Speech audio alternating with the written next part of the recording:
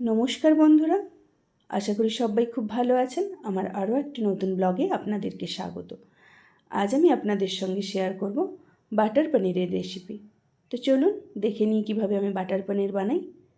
তো বাটার পনির বানানোর জন্য আমি ফার্স্টে একটি কড়াইতে জল চাপিয়ে দিয়েছি। জলটা ফুটে উঠেছে, এবার ওই জলটা অন্য একটা পাত্রে আমি ঢেলে নেব। ওই গরম জলের মধ্যে আমি দিয়ে দেবো 1 চা চামচ নুন।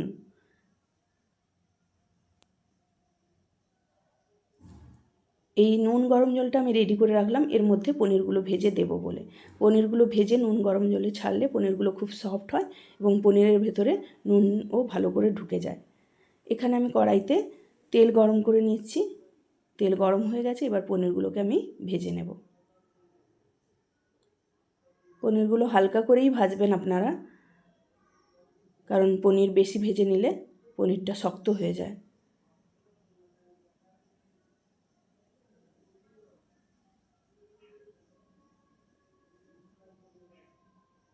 পনির ভাজা হয়ে গেছে, এবার পনিরগুলোকে আমি তুলে ওই নুন গরম জলে দিয়ে দেব।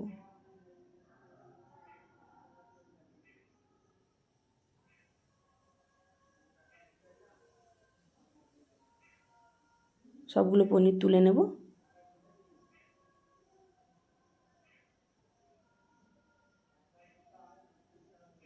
এইভাবে আরও পনির আছে, সেগুলোকেও ভেজে নেব। ততক্ষণে আমি একটা মশলার পেস্ট বানিয়ে নিচ্ছি।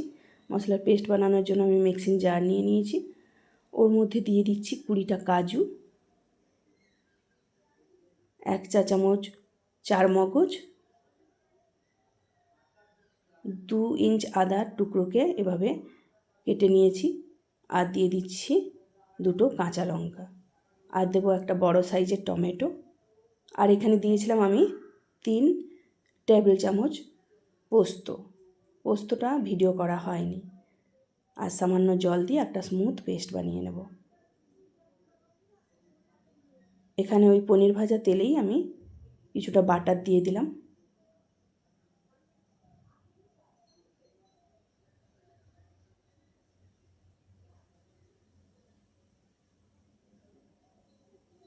বাটারটা প্রায় গলে গেছে। এরপর এর মধ্যে দিয়ে দেবো আমি গোটা গরম মশলার ফোড়ন।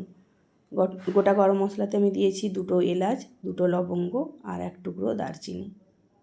মশলা থেকে সুন্দর গন্ধ বের হলে এর মধ্যে দিয়ে দেবো আগে থেকে করে রাখা মশলার পেস্ট। মশলার পেস্ট দিয়ে আমি ভালো করে কষিয়ে নেব যতক্ষণ না মশলা থেকে তেল ছাড়ছে।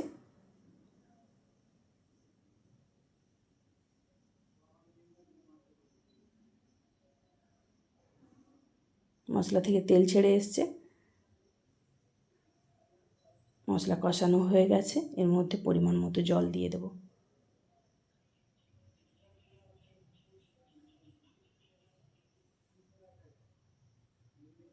ঝোল ফুটে উঠেছে, এরপর এর মধ্যে দিয়ে দেবো 1 চা চামচ চিনি,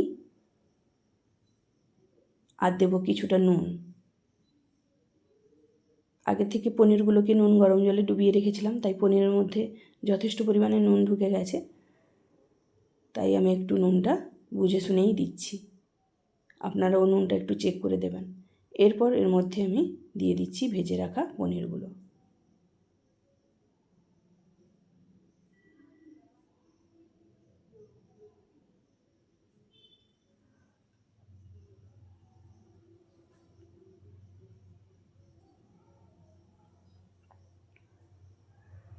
বাটার পনির রেডি হয়ে গেছে।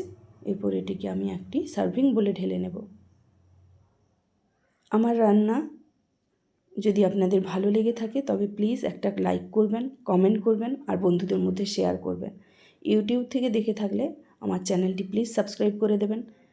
ফেসবুক থেকে দেখে থাকলে প্লিজ আমাকে ফলো করে দেবেন। সবাই ভালো থাকবেন, সুস্থ থাকবেন, আমার পাশে থাকবেন, সাথে থাকবেন। ধন্যবাদ।